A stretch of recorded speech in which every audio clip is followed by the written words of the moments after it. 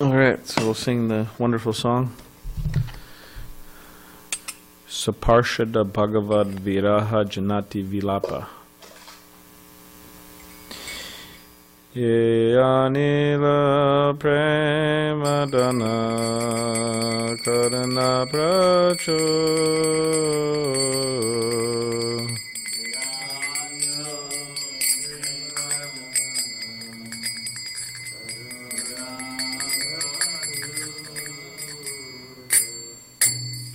Hena Prabhu Kotagela Acharya Thakur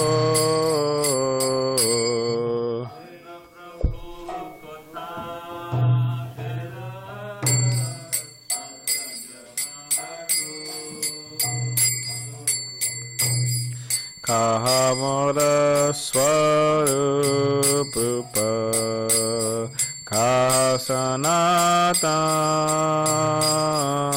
Kasanatan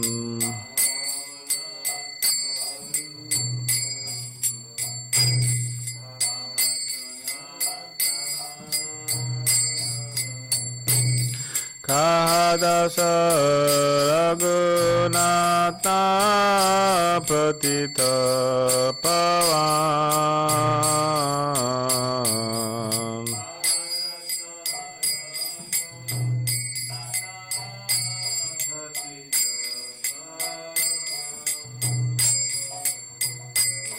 Kahamura Bhatta Yuga Kaha Kaviraj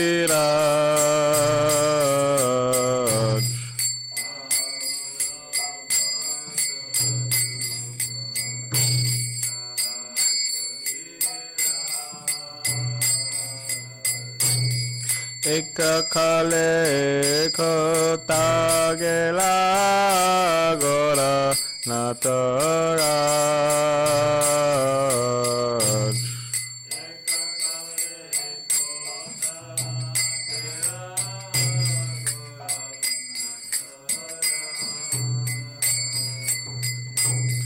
Pashaneko Tiba Mata Annale Pashiva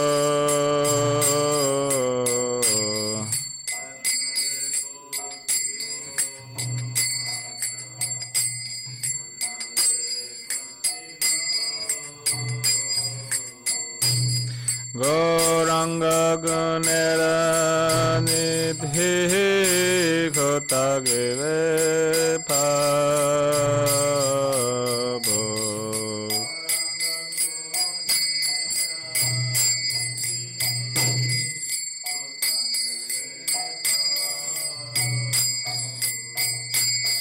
Gauranga Gunera Nidhi Kotagile Pabo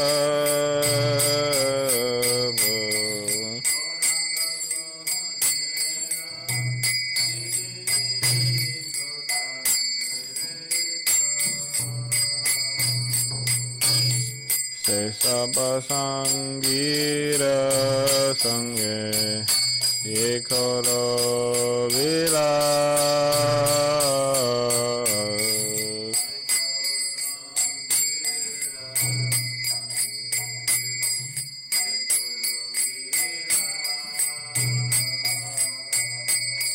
Se Sangana Paya Kande Naratamada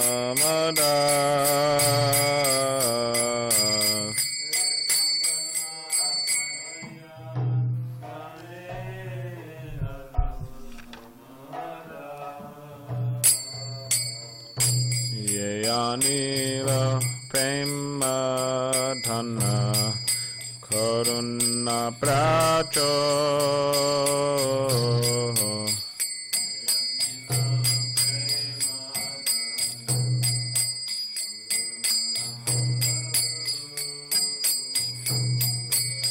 Hena Prabhu Kota Gela Acharya Thakur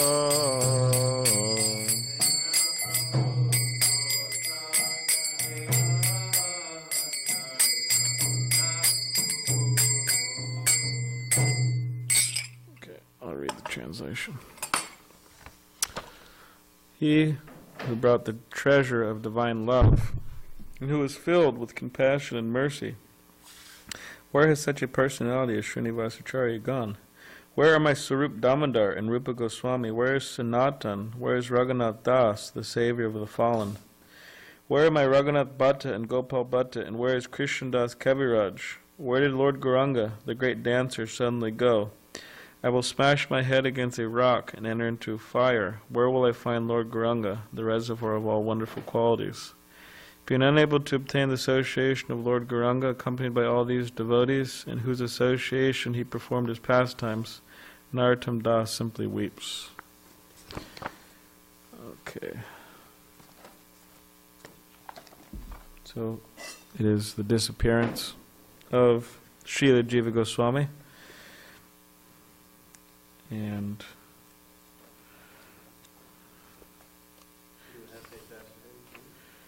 if we did half-day fast for everyone, we'd be doing a lot of half-day fasts.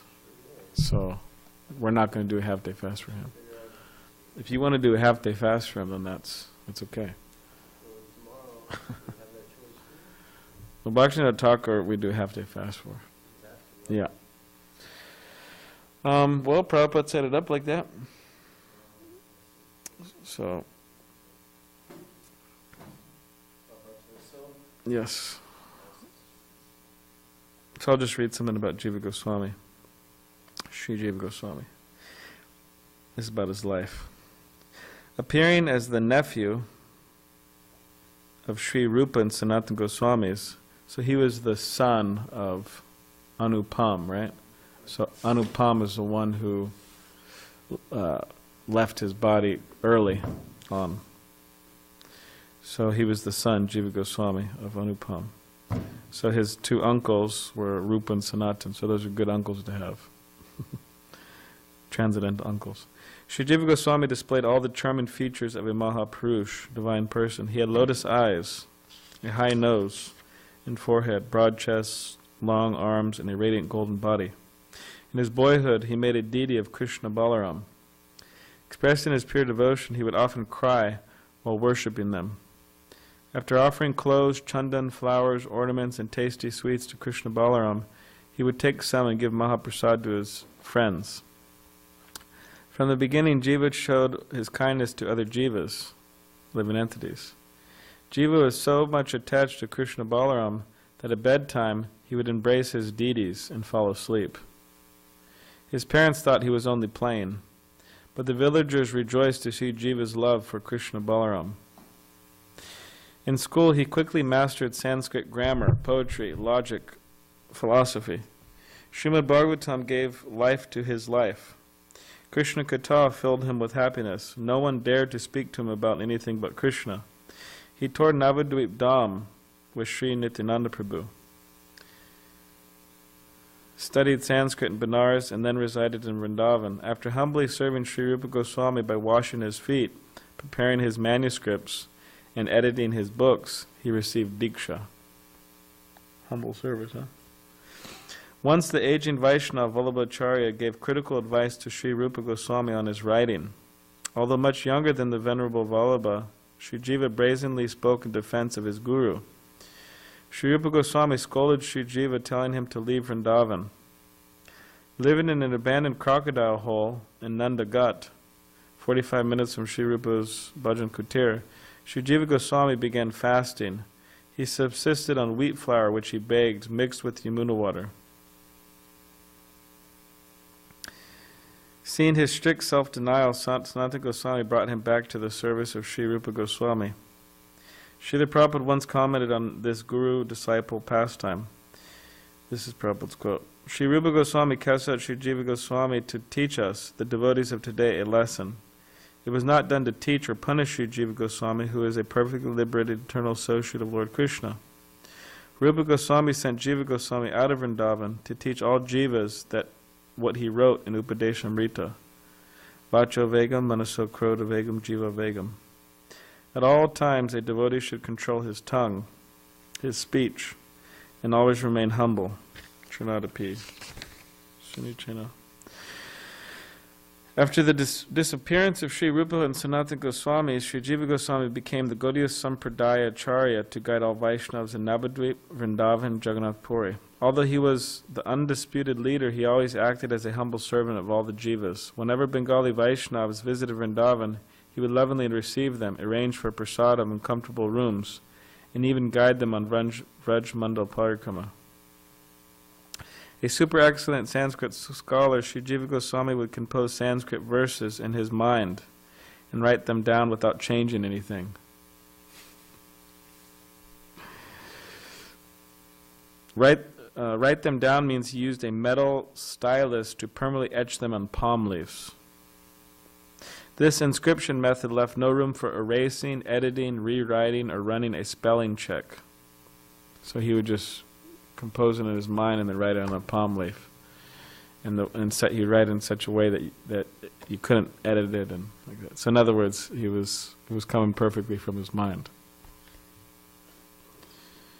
Yet each verse was a priceless gem of perfect meter, rhythm, poetry, and meaning. He was the greatest philosopher in all of Indian history. Contemporary Sanskritists call him the greatest scholar who ever lived. Sri Jiva Goswami was the youngest but most prolific writer among the Goswamis. He wrote an astounding 500,000 Sanskrit verses. Wow, that's a lot. About 25 books. His books prove that Sri Chaitanya's philosophy gives the essence of Vedic wisdom and the perfection of religion. Gopal Champu, Sat-Sandarbhas, and Harinam Vaikarana are the three of his most famous works. The Sandarbhas firmly establish the transcendental truths of srimadbhagavatam. They also confirm that Lord Sri Krishna is the supreme absolute truth, the cause of everything and the source of all avatars. Anyone who faithfully reads these books becomes a devotee of Krishna. So if you want to become a devotee of Krishna, you could read some of Jiva Goswami's books. But you have to read them faithfully, though. Satyanarayan Das, a Gaudiya Vaishnava Sanskrit scholar who is presently translating the Sandarbhas into English for ISKCON BBT, gives this explanation of Jiva Goswami's name. Actually, Sri Jiva Goswami's name, Jiva, is very interesting when considered in light of the Bhagavat verse. Ahastani sahastanam apadani chatuspadam jiva jivasya jivanam. Animals without hands are food for those with hands. Those without feet are food for the four-legged. Everywhere one jiva, living entity, is food for another. Another meaning of jiva is one who gives life to others. So the spiritual knowledge given by Jiva Goswami in his 25 books gives life to all the devotees. Another name of jiva is jivaka, one who makes the jivas emit ecstatic sounds. Sri Jiva Goswami did this by supplying this esoteric meaning of the Bhagavatam through his Bhagavat commentaries and the Sat-Sandarbhas. One who expands the nature of the jiva, his relationship with the Lord, and the process to achieve the goal, and the ultimate purpose of life is jivaka, or jiva. The following quote comes from Jiva Goswami's Nectarian Gopal Champu, which describes the playful Vrindavan pastimes of Radha Damodar. So this is from one of his books. Just one more paragraph here. From Govardhan Hill, a large form of Govardhan manifested. All the Vrajvasis, along with Krishna himself, then offered obeisances to that towering form. As Sri Krishna stood by with folded hands, that great personality Govardhan bellowed, "I shall eat all your offerings." He ate and drank water by emptying all the kunds around the hill. Like there's Radha Kund, there's Shama Kund, so you're just drinking all the... They said that there's like kunds of sweet rice too and all these things. While eating all the preparations made by the Vrajvasis with his right hand, he snapped the fingers on his left hand. The coward man ran out of the way when Govardhan stretched out his hands to take more and call out, "Aniyor, Aniyor, Aniyor, bring more, bring more, bring more." At the request of Acharya Rani Janava Devi Thakurani, Sri Jiva Goswami had Srinivas Acharya, Narottam Das Thakur, Shamananda Prabhu take the Goswami's writings from Vrindavan to Bengal.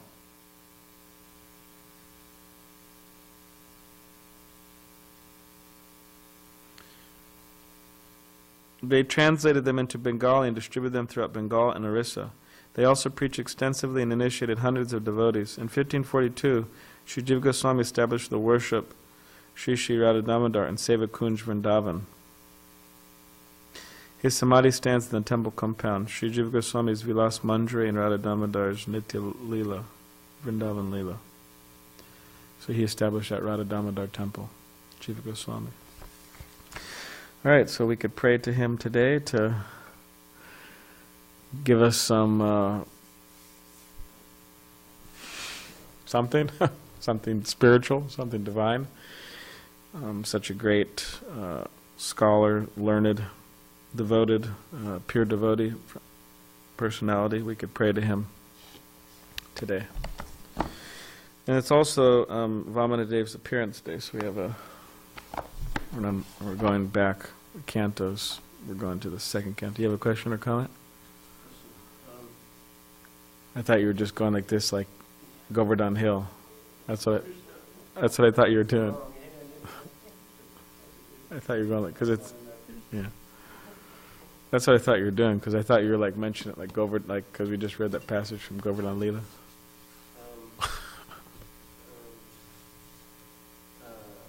The samadhis, basically, they're just memorials, right? With like the garlands and whatnot like that. Where is Jiva Goswami's actual body? Was it burned? Well, there's two. Buried? Well, there's two types of samadhis. There's the pushpa samadhi, which means, you know, when you're there and you're getting ready to leave your body, all the devotees are chanting whatever, and the devotees always put garlands on you, you know. So then you leave your body. Then they take some of those flower petals, and then they establish them somewhere in the world, usually in a holy place, Vrindavan or Mayapur or something. They put that there and they bury it, the flower, or they put it in a little shrine or something, and then they create a whatever little dome or something, and then they put a picture there of you or whoever it is, and then they worship there every day. So pushpa samadhi. Then there's the samadhi. So then the samadhi is that they actually take the body of the pure devotee, and they entomb it in the ground. So that's there. If it says samadhi, that's referring to that. So Jiva Goswami's body is actually there. Yeah. So whenever they say samadhi, it means the body's actually there, and then the pushpa samadhi means it's a flower, like Tamal Krishna Goswami. He has His Holiness Tamal Krishna. He has his samadhi in Mayapur, means his body's actually there, and then he has a pushpa samadhi in Govardhan by Govardhan Hill. So, or Prabhupada has the pushpa samadhi in Mayapur, and then he has his samadhi where his body is in Vrindavan. So.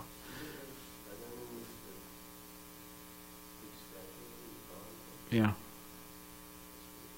Yeah. Pretty amazing, huh? Anyways. So, alright, so Vamanadev's appearance day, so here's the Bhagavatam verse. Om Namo Bhagavate Vasudevaya.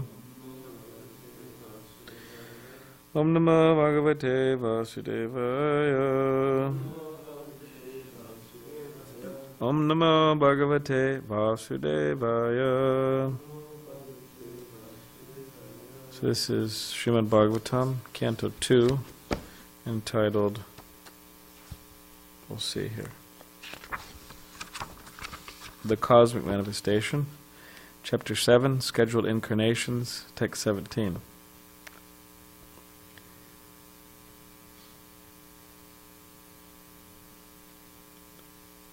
Just trying to think of the meter here.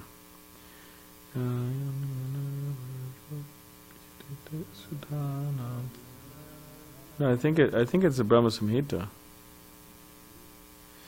We'll try the Brahma Samhita, see if it works. Gayan gunar avirajo yeditate sutanam.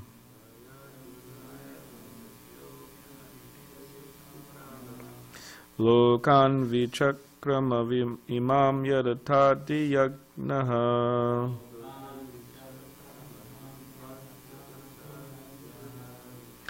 Chamam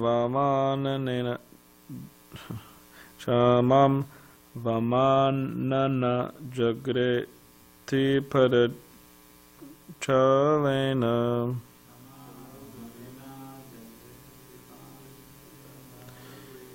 Yachnam Rite Paticharan Prabhu Bir Nachalaha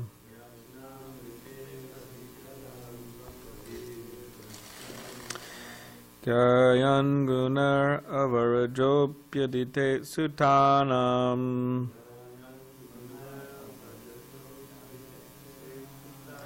Lokan Vichakrama Vimam Yadata Diyagnaha Chamam Vamanana Jagre Tripada Chalena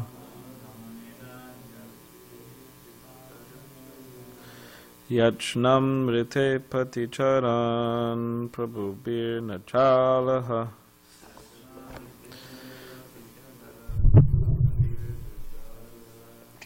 Chant.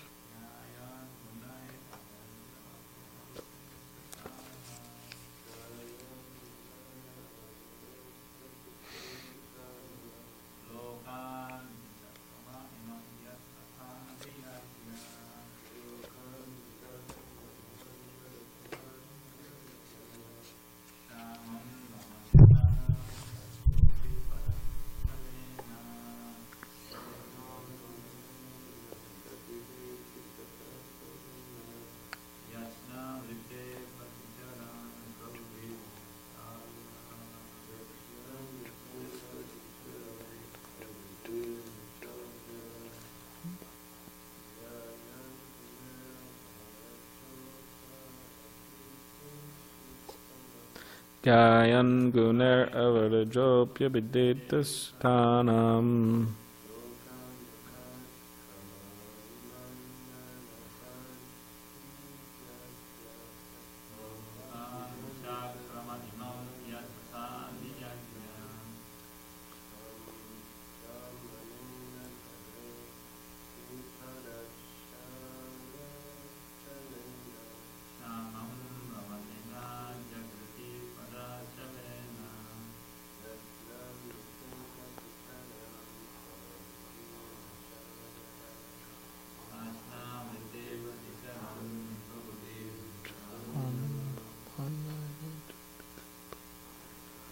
All right, Joy.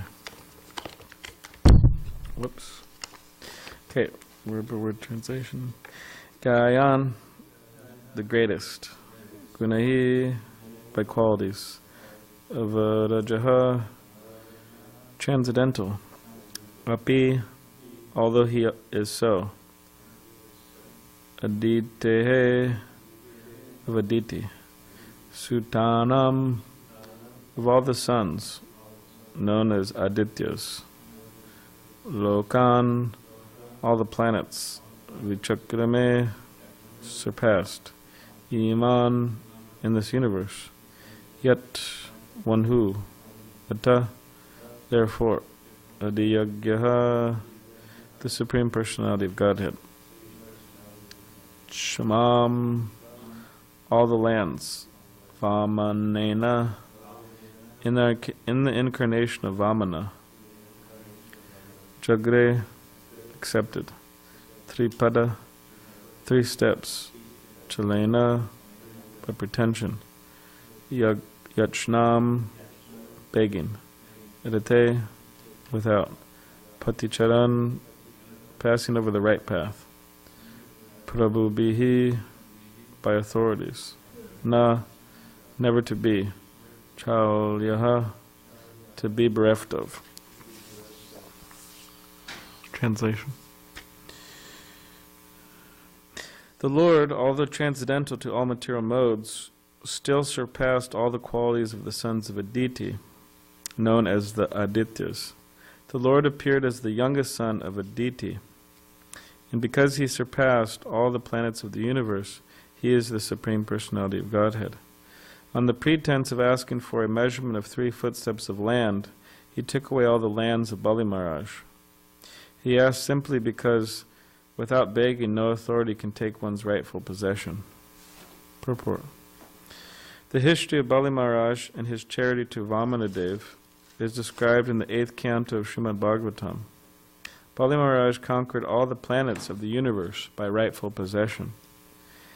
A king can conquer other kings by strength, and such possession is considered to be rightful. So Bali Maharaj possessed all the lands of the universe, and he happened to be charitably disposed toward the Brahmins. The Lord therefore pretended to be a beggar Brahmin, and he asked Bali Maharaj for a measurement of 3 footsteps of land. The Lord, as the proprietor of everything, could take from Bali Maharaj all the land he possessed, but he did not do so because Bali Maharaj possessed all those lands by king's rights. When Bali Maharaj was asked by Lord Vamana for such small charity, Bali Maharaj's spiritual master, namely Shukracharya, objected to this proposal because he knew that Vamanadev was Vishnu himself, pretending to be a beggar. Bali Maharaj did not agree to abide by the order of his spiritual master when he understood that the beggar was Vishnu himself, and he at once agreed to give him in charity the land requested. By this agreement, Lord Vamanadev covered all the lands of the universe with his first 2 steps, and then asked Bali Maharaj where to place the 3rd step. Bali Maharaj was very glad to receive the Lord's remaining step upon his head, and thus Bali Maharaj, instead of losing everything he possessed, was blessed by the Lord's becoming his constant companion and doorman. So by giving everything to the cause of the Lord, one does not lose anything, but he gains everything that he could never otherwise expect.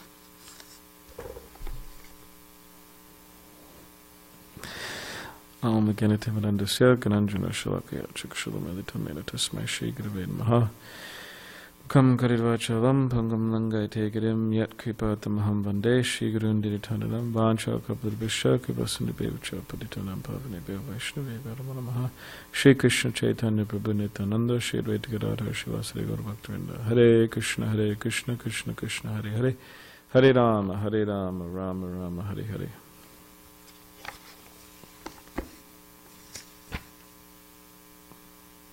There's one famous devotee, right? His name's Vamana Maharaj. Is it? You know Vamana Maharaj from Gaudimat? Yeah. He's one of the leaders there. He left and went back to Godhead. Or wherever he went, I don't know. Went somewhere to preach or something, I don't know.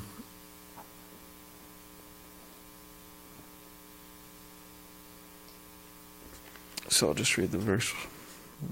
The Lord, although transcendental to all material modes, still surpassed all the qualities of the sons of Aditi, known as Adityas. The Lord appeared as the youngest son of Aditi, and because he surpassed all the planets of the universe, he is the Supreme Personality of Godhead. On the pretense of asking for a measurement of 3 footsteps of land, he took away all the lands of Bali Maharaj.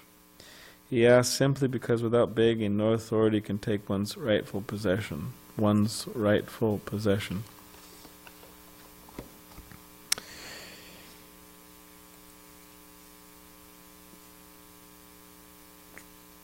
So in the Bhagavad Gita, Krishna says that of cheats, he is the supreme. He's the supreme cheater.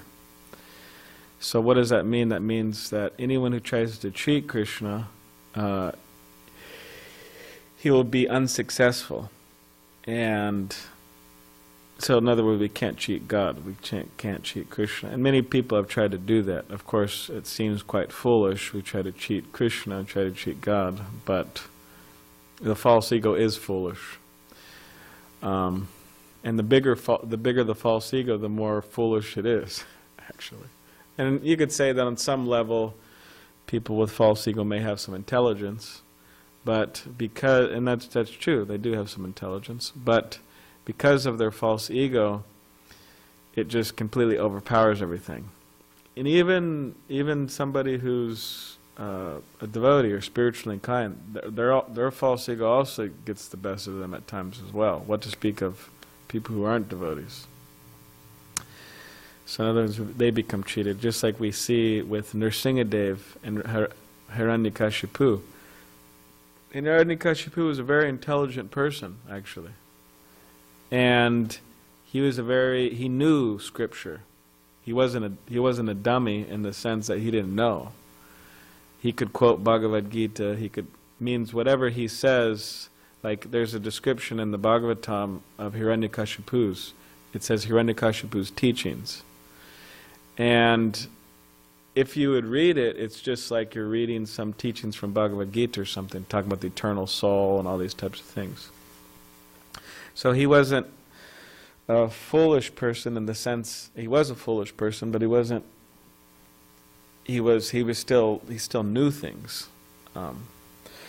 So just simply knowing doesn't cut it, you know. Oh, I know Bhagavad Gita. Okay, but you have to practice Bhagavad Gita. You have to follow what's in it, and not let the false ego get the best of you. So, but we see that in Hiranyakashipu, although he knew Bhagavad Gita, or the teachings of the philosophy of Krishna consciousness, still he was the biggest asura, the biggest demoniac person, demon. And he tried to cheat Krishna. Means he thought that, tried to cheat the laws of Krishna, right? Cheat the laws of nature. That, oh, I don't want to die, so therefore I'm going to, worship Lord Brahma, perform all these austerities, and then, Lord Brahma comes down in the swan carrier, what do you want? And Hiranyakashipu, what does he say? Does anyone remember what he says? Immortality, but what does he ask for? There's some more details to his questions. Yeah, yeah. That was the revised request to give immortality. Yeah. That was only in the eyes, not immortal. Yeah. So the revised request is that do not let me die in the day or the night by an animal or a demigod or human, or on and on like that. So he came up with all these what? Stipulations that would award him or let him, be immortal. And from a practical sense, it seems like he covered quite a lot. But then Lord Nrsingadev came. He was not, right? He was not man. He wasn't animal. He was half, right? And he didn't kill him in the day or the night. It was at, what do they call that? Dusk. It was at dusk. He didn't kill him with the living or dead. The nails are sometimes considered living, sometimes considered dead. Right? You cut the nail and don't feel anything. You cut your skin, you'll feel something. So like that. And in this way, not inside or outside, it was on the some little between the threshold, So he covered everything, Lord Nrsingadev. So he tried to cheat, the system, but Krishna is more intelligent than that. So Krishna says he's of cheaters, he's the supreme cheat. So we may try to cheat Krishna, but we can't. Now, of course, I wasn't really planning on saying this, but it does relate, and for whatever reason, I'll just say it. But devotees say it's a bit of a joke. You could feel free to laugh if you want. If you don't think it's funny, you don't have to laugh. But anyways, so it was this. There was this guy, right? He was a really nasty guy, and just do all types of stupid things. You would, go to church. You know how they go around church and they. Did you ever go to church, Mahapati Prabhu? You ever went to a church? Did you go to a what's it called, a service? Oh, you just went and walked around. So you never went to like one guy's up there, they were singing, and one guy was giving a talk or something. No, okay.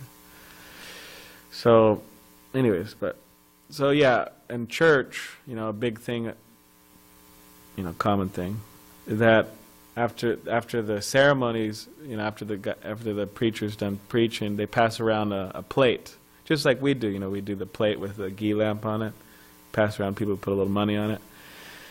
So, anyways, they're passing around the plate, and this guy, he would, he would steal from that plate, steal from the plate, all types of stupid stuff. on and on and on like that. So he heard that, but if he gives a donation, he will go to heaven. That's what he heard. So then he goes to the priest and he goes, "My dear priest, can you please, I heard that if I give a donation, I will go to heaven." So, and the priest said, "Okay, you can give me and then the guy gave him $20, $20 donation. So then the guy was asking, "Oh, can I, this nasty fellow was asking, immoral fellow was asking, can I have a receipt? Can I have a receipt?" So then the priest was saying, "Oh, it's not necessary. I'm busy. This and that." And then the guy was saying, "No, no, give me a receipt. Give me a receipt." So, anyways, he got a receipt. So he got this receipt, and then as went on, he continued with his nonsense activities, doing all types of immoral things, this and that. So then he died. So it said he was waiting in line to go into heaven, right? So you have, who's there with the book of life? Is it Paul or John? Peter, yeah. Peter's there with the book of life. He's got this big book, and there's a big line of people, and he's saying, "Okay, buddy, you did bad. You didn't do so good, so you got to go to hell. Okay, you did good. You're in. You're coming to heaven." So, anyways, this guy, he gets to the front of the line. And Peter, he looks at the book and he says, "Oh," he says, "it's not looking good, You did really, really bad things." And then this guy said, "Oh, but I gave a donation." Navi, Hare Krishna. You're just on time. And then he said, "I gave a donation, so I should be allowed into heaven." And then Peter said, "No, no, no, it's you did a lot of bad things. I'm sorry, you can't, And then the guy said, "No, no, I have my receipt here. I gave a $20 donation. Here's my receipt." So then Peter said, he's holding up the line and everything. And Peter said, "Okay, fine. I'll go ask God what he thinks about you coming into heaven." So then Peter, he goes up to God and he says, "Oh, we got this guy here, and I'm looking at the book of life. He had a really bad life, did so many horrible things, but he says he has a donation. Here's his receipt, and $20 donation." So then so God's sitting there and he's thinking about it, and he's like, "Okay," and he says, Give him his $20 back and tell him to go to hell, Anyways. Give him his $20 back and tell him to go to hell. So, but this illustrates an interesting point that we can't cheat, Now, of course, it seems like a silly thing. Oh, he's got his receipt for $20, and tell him go to hell, But on a different level, people try to do that actually. By their this, by their that, by their so many things, they'll enter the kingdom of God, right? They could be the biggest rascal, one of the biggest rascals in the world, and they give a donation to the church, once a year, or to the temple, and they think, "Oh, I'll go back to Godhead, or I'll go back to heaven." Well, it doesn't exactly work like that. So you can't cheat,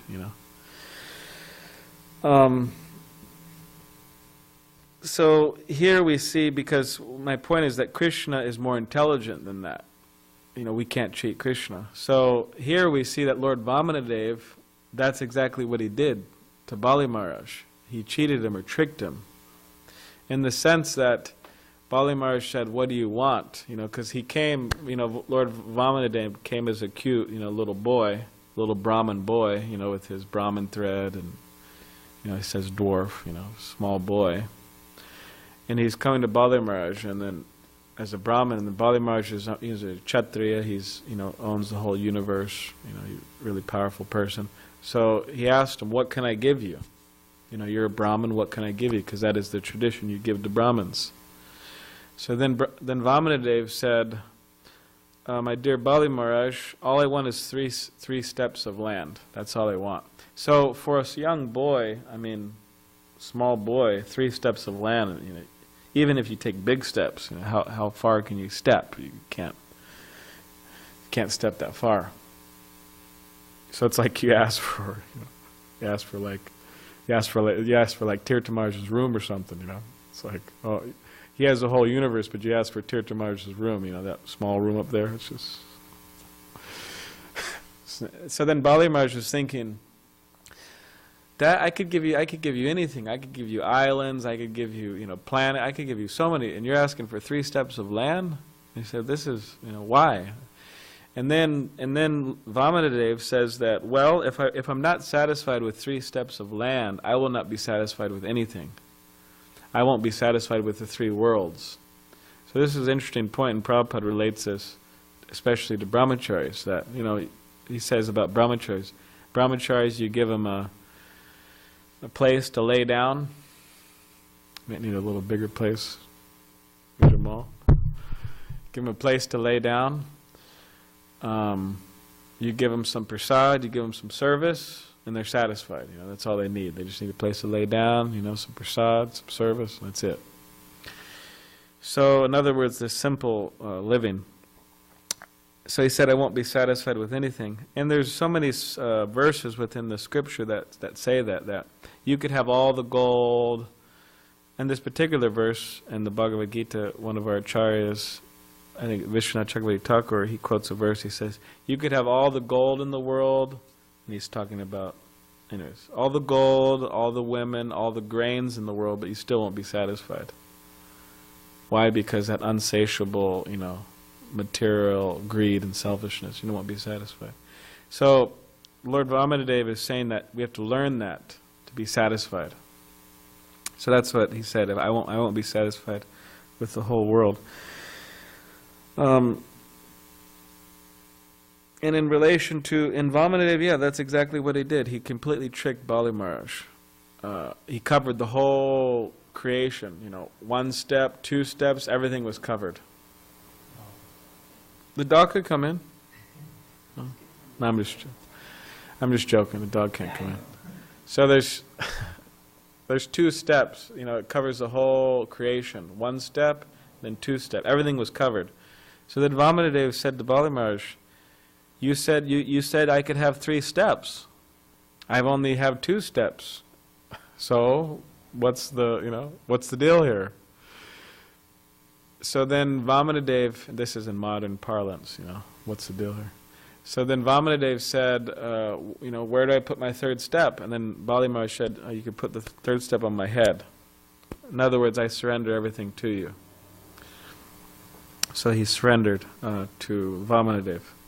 And interesting enough is that Shukracharya, Bali Maharaj's guru, was telling him, no, don't surrender, don't give this boy these 3 steps of land. Why? Because he's Vishnu, and he's going to take everything. So, but then what happened is Bali Maharaj just completely disregarded his guru, his spiritual master, and said, no, I'm going to give this boy charity, this Brahmin boy charity, even if he's Vishnu. So here we see that within Scripture there are examples and justifications for disobeying the orders of one's spiritual master. Of course, it's super rare, and usually it's not done. Means good instructions, we just reject them, or we reject our guru completely. But there are some examples like that.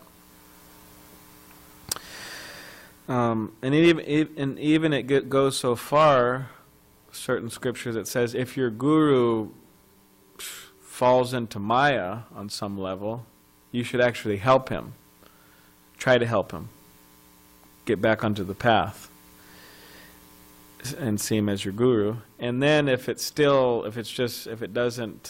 not working, then at that point you could, you know, reject him and accept another spiritual master. Anyways, it's a side point. But in this particular case, Vamanadev, it was right. Oops. Uh-oh, the time. It's late. Sorry, I didn't realize that. He didn't realize, it was actually good that he rejected his guru, because his guru was telling him not to surrender to Krishna. So similarly, I'll just say a few last things, that Srila Prabhupada also was a transcendental trickster, a transcendental cheater. And he specifically said one time on a morning walk, he asked the devotees, a big group of devotees, he said, is a Vaishnav honest or is he crooked? And then all the devotees immediately said, yes, he's honest. And then Prabhupada was shaking his head and smiling. He said, no, he's crooked. And then he said, all of you were not planning to surrender to Krishna. It wasn't your plan that, yes, I'm going to surrender to Krishna and give everything to Krishna.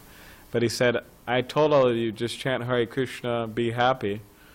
But now look at all of you, you've surrendered everything to Krishna. You surrendered your mind and your body and your life. So in this way, Vaishnava is a transcendental trickster, or cheater, or crooked. But it's for the good. So similarly, Vamanadeva did it for the good of Bali Maharaj. And the spiritual master does it the good for us. For the good, in other words, for our progress. So anyways, there's many things to think about and learn from Vamanadeva. It's a nice section, 8th canto of the Srimad Bhagavatam. So, Bali Maharaj ki jai, Vamanadeva ki jai. Yes. Could you also, real quick, kind of like summarize the bringing of the Ganges? Yes, I was going to mention that, but then I saw the time. And so, in the 8th canto of the Srimad Bhagavatam, the whole story is mentioned in the Bhagavatam.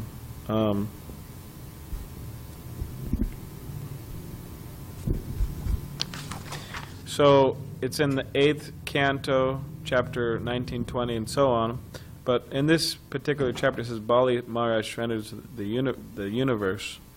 This is 8:20:34, and I'll just read this verse in purport, small verse in purport. It describes this.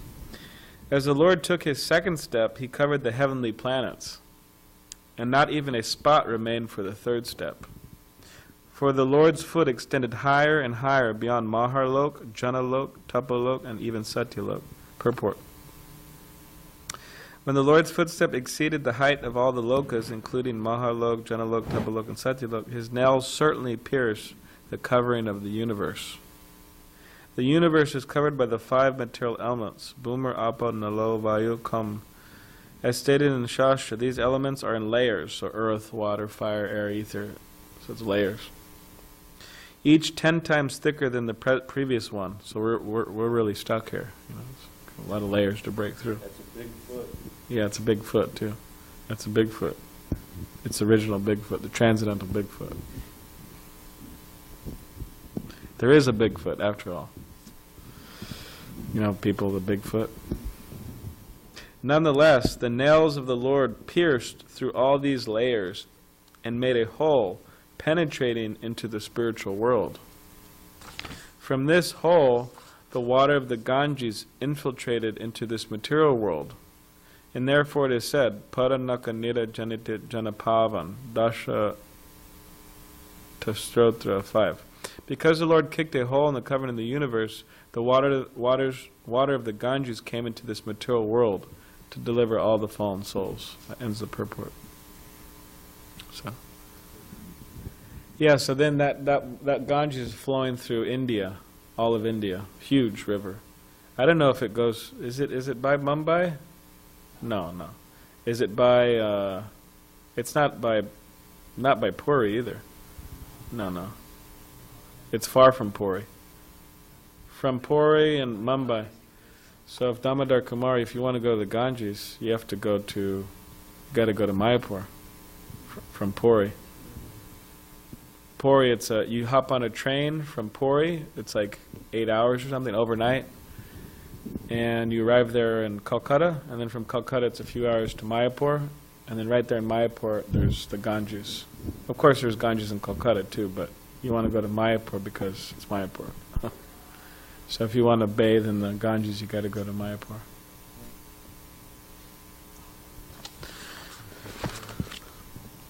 So I don't know if I missed if you answered this question because I was doing this service, but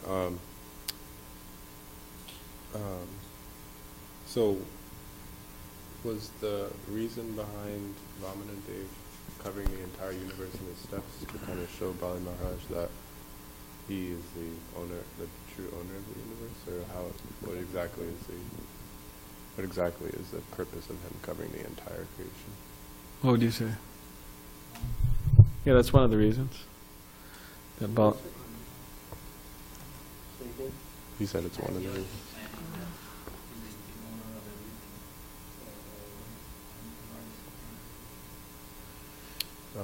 I also had another question. Okay. So if Bali Maharaj, the spiritual master, knew that Vamanadeva was Vishnu, why did he tell Bali Maharaj not to surrender? Was he like a demon, or was he? Because it said that he was, because if he surrendered to Vishnu, because Bali Maharaj was supporting him, financially and so on, he was supporting him. So if he surrendered everything to Vishnu, then he won't get anything. It's just he's out of it. So that was one of the main reasons, and obviously he was infused with mundane consciousness, at least to some degree, larger or bigger, smaller. But he if you're saying don't surrender to Vamanadeva because I'm not going to get taken care of, and that's a problem. It's mundane. So yeah, that's the idea. There's a nice story you could.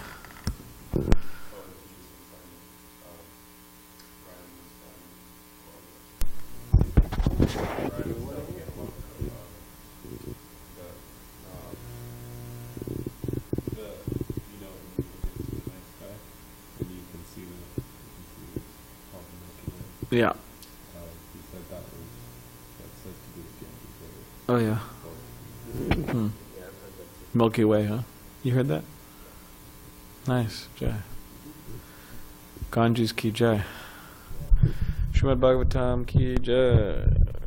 Hare Krishna.